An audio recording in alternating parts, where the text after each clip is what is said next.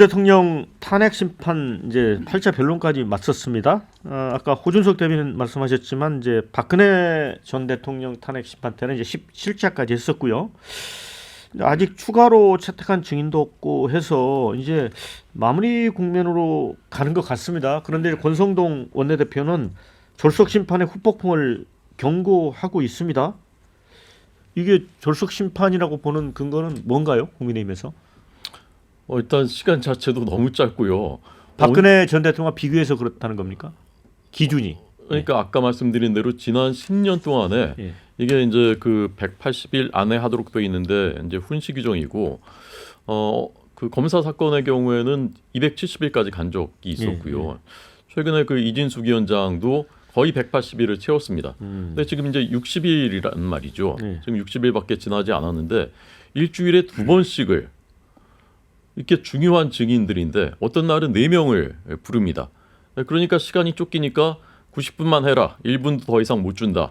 그런데 사실은 양분아 의원님도 이제 검사를 하셨으니까 잘 아시겠지만 이쪽에서는 증인 그 진술조서를 받고 공소장 쓰고 하는데 얼마나 많은 시간을 할애해서 조사를 하고 그거를 씁니까? 그런데 변호인 측은 그게 아니지 않습니까?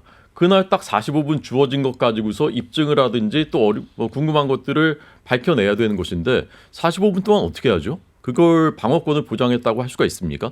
그런데 막상 해보니까 또 진술이 검찰에서 한 것과 다른 부분이 많단 말입니다. 공소장 내용 대부분이 내 내용과 다르다. 이준우 사령관 이렇게 얘기를 하는데 자 그것을 그럼 재판부가 당신 말은 나 못 믿겠어 이런 거지 않습니까? 당신 검찰에서 한 말만 진실인 것 같아. 우리 그거 증거로 쓸 거야.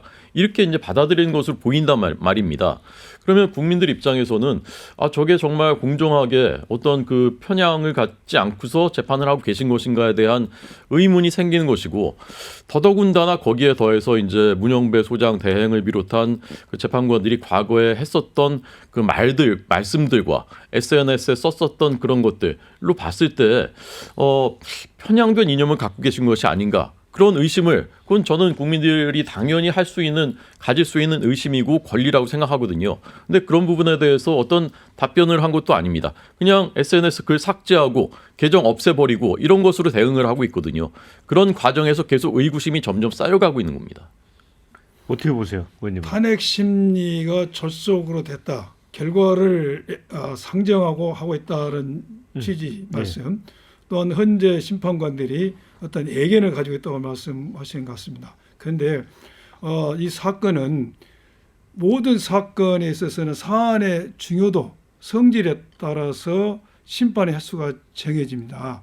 단순히 일률적으로 어떤 사건에서 몇 번 했으니까 이것도 그 정도 해야 된다는 기준은 없죠. 법원에서는 현재에서는 사안의 성격에 따라서 횟수가 정해지는데 이 사건은 박근혜 탄핵에 비해서는 법리나 사실 확정에 있어서 보다 더 단순하다, 간단하다는 것이 있고 또한 두 번째는 법원도 그렇고 현재도 그렇고 집중 심리자라는 게 있습니다. 일반 형사 사건에 있어서도 필요에 따라서 빨리 이 사건을 확정해야 될 필요성이 있을 때는 집중 심리를 합니다. 그래서 이것을 몰아간다는 표현이 아니라 뭔가 사실을 빨리 확정할 필요가 있을 때는 일반 형사 사건에서도 단순한 형사 사건에서도 집중 심리를 한다. 그런데 이 탄핵의 상황은 너무나 중요하고 이걸 빨리 결정을 내는 것만이 국가적으로도 이익이라는 생각이 들어서 집중 심리를 하는 것이지 예단을 가지고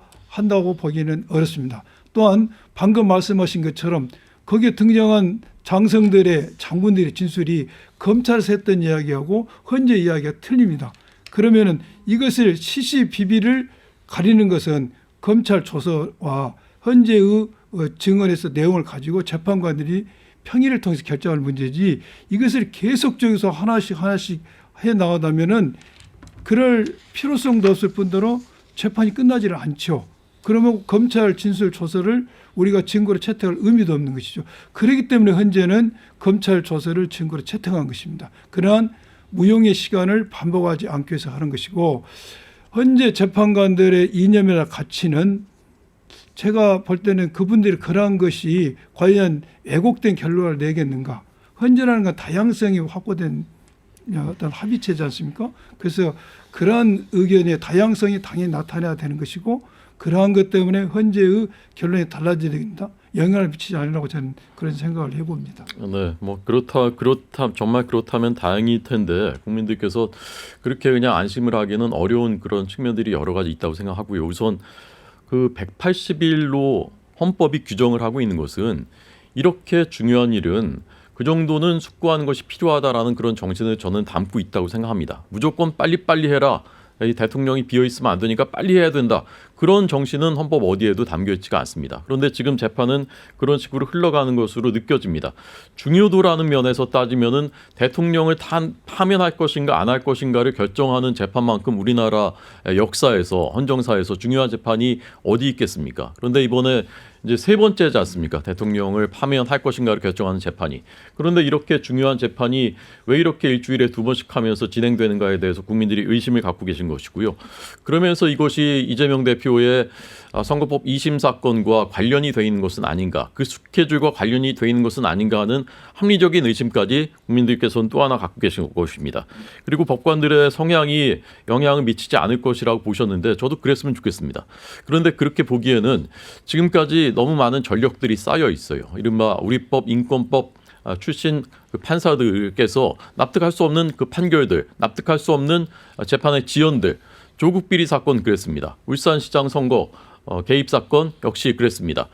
그리고 그다음에 선거법 사건, 이재명 대표의 선거법 2018년 선거법 사건 역시 대법원에서 갑자기 무죄로 뒤바뀌는 과정에서 우리법 연구회 출신들 대법관 2명이 무죄 의견을 주도했다는 사실도 국민들께서 이번에 다 알게 되셨습니다.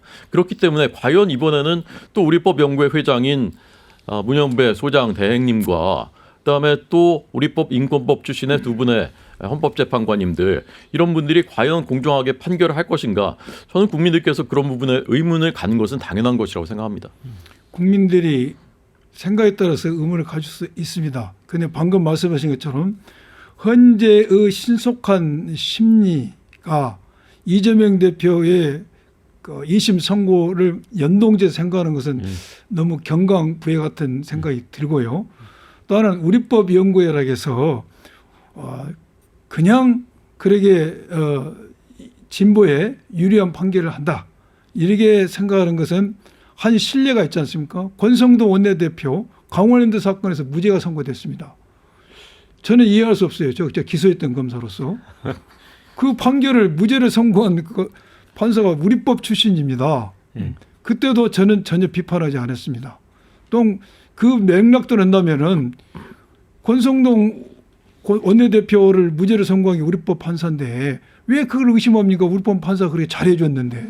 그래서 현재의 사건, 법원의 어떤 구성, 판사들의 의견이 그렇게 호락호락하지 않습니다. 다 그 사람들도 중량감이 있고 자기들이 선고한 판결이 영원히 보관되지 않습니까?